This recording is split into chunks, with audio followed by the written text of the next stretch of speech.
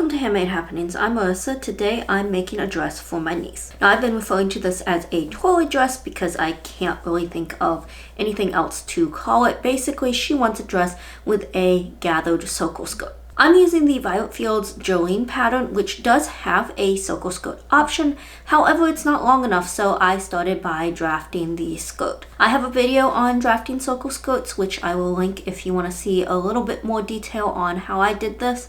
But this pattern piece is kind of nice because it has two options.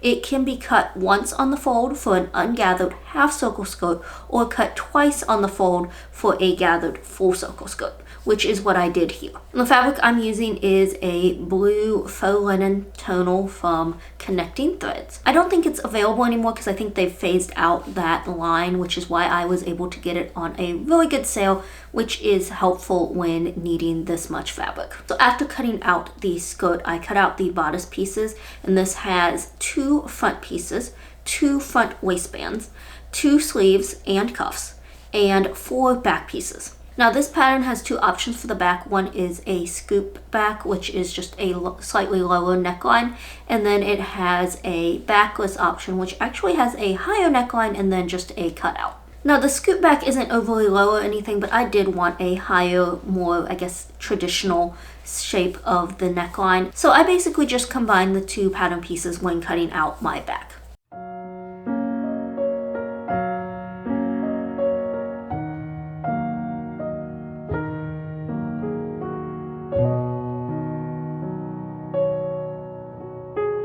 Start out by talking about the bodice. The first step was sewing the darts. I don't like sewing darts, and this pattern has so many. There's two in the front and two in the back. Then you have to double all of that for the lining, and that's a total of 8 darts.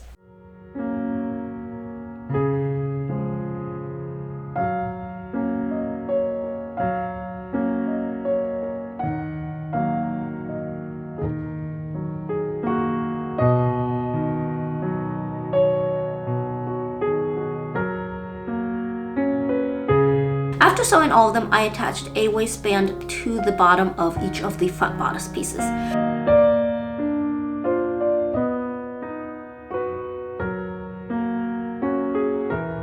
Then sewed two back pieces to each front with the right sides together at the shoulder and side seams.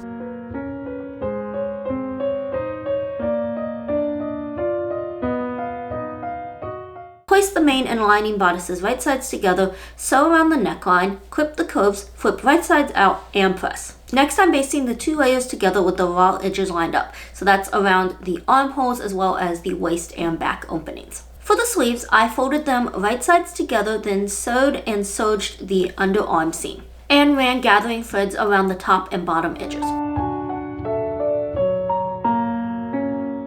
I take the cut pieces and sew them into a loop with the right sides together, line up the raw edges with the wrong sides together, and press. Now I'm gathering the hem of the sleeves to the sides of the cuffs, sewing them together and serging the seam. This is a departure from the original pattern, which calls for elastic to be added inside of the cuff.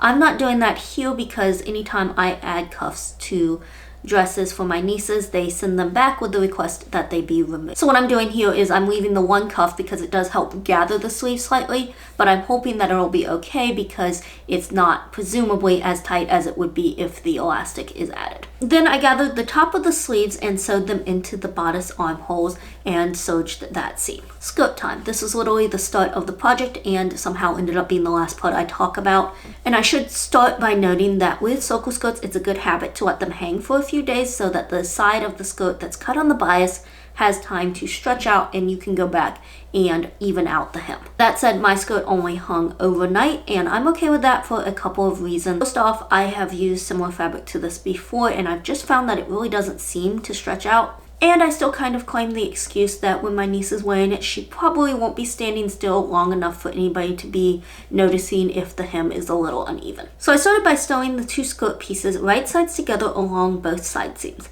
Then I folded it in half with the seams matching up so that I could cut down the center of one panel. Then I serged the seams, the back openings, and the hem. The hem of circle skirts always feel huge, and I sewed this one twice. The first was to attach lace to the hem, and the second to turn the edge under and sew it in place. And after attaching the lace, I did discover that I had enough left over to go ahead and add a little to the edges of the sleeve cuffs. Next, I'm running gathering threads to the top of the skirt and pulling it to the size of the bodice waist. Sew them together and serge the seam.